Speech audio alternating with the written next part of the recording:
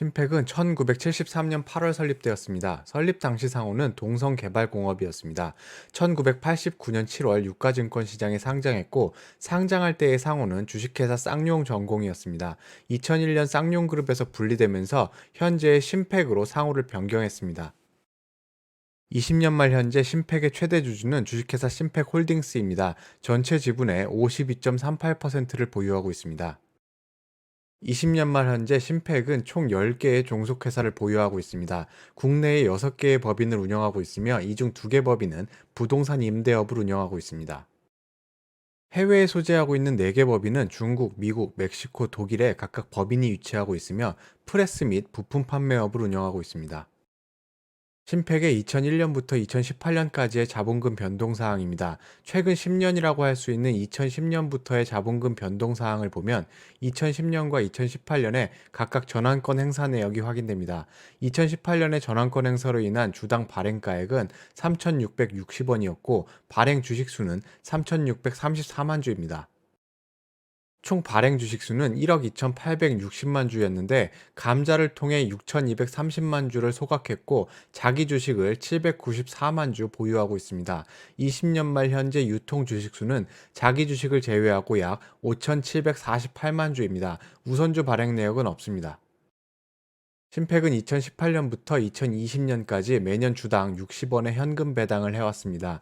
연도별 현금 배당 성향의 경우에는 편차가 있는 편입니다. 5.3%에서 38.3%까지 변동이 있는 것으로 확인됩니다. 당기 순이익이 연도별로 크게 변동한 것으로 보이는데 뒤에서 다시 한번 확인해 보겠습니다.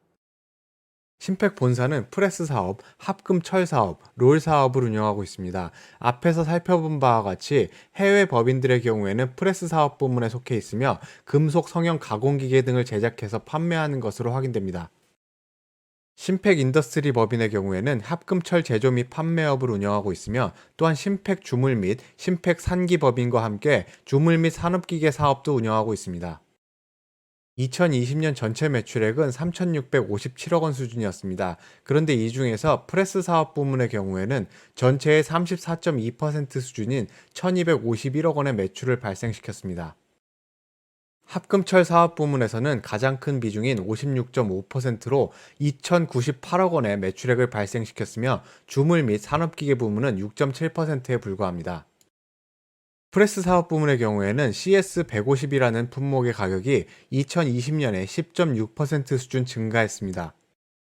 합금철 사업의 경우에는 매년 가격이 감소하고 있는 것으로 확인할 수 있습니다. 프레스 사업은 판가는 크게 증가했는데 원재료 가격이 2018년부터 2020년까지 지속적으로 하락한 것을 확인할 수 있습니다. 프레스 사업에서의 이익률이 매년 개선되었을 것으로 예상됩니다. 합금철 사업에서도 모든 품목의 원재료 가격이 하락한 것을 확인할 수 있습니다. 재무제표를 살펴보기 전에 2018년부터 2020년까지의 외부 감사인을 확인해 보니 3개는 모두 삼정회계 범위였습니다. 그리고 감사 의견은 모두 적정이었습니다. 손익계산서를 살펴보면 2020년에는 전기 대비 매출액이 15% 수준 감소한 3,658억 원 수준을 달성했습니다. 영업이익은 30% 수준 감소했는데 당기순이익은 크게 증가했습니다. 영업이익률은 감소했을 것이고 당기순이익률은 크게 증가했을 것으로 예상할 수 있습니다. 당기순이익 증가의 원인을 살펴보면 427% 수준 증가한 금융수익과 1520% 수준 증가한 기타 이익이 원인인 것으로 보입니다. 금융수익 내역을 살펴보면 당기손익 공정가치 측정 금융자산 평가이익과 처분이익이 크게 발생한 것을 확인할 수 있습니다. 공정가치 측정 금융자산의 내역을 보면 출자금 항목의 금액이 전기 대비 337억 원 수준 증가한 것으로 확인됩니다. 출자금의 경우에는 주식회사 이외의 기업에 대한 자본 출자 내역인데 어떤 회사에 출자를 한 것인지 더 이상의 정보는 사업보고서에서 찾아볼 수 없었습니다. 기타 수익 내역을 보면 유형자산 처분이익과 매각 예정자산 처분이익의 금액이 크게 발생했습니다. 유형자산 처분이익의 경우에는 남동 공장에 있는 토지 및 건물을 판매했고 여기서 이익이 발생한 것을 확인할 수 있었습니다. 수익률 수준을 살펴보면 큰 폭은 아니지만 매출 총이익률과 영업이익률이 감소하고 있는 추세로 산출됩니다. 단기 순이익률은 2018년에 22.6%로 크게 기록되었다가 2019년에는 2.2%로 감소했고 2020년에는 다시 금융수익과 기타 수익 등의 달성으로 인해서 9.3%까지 증가했습니다.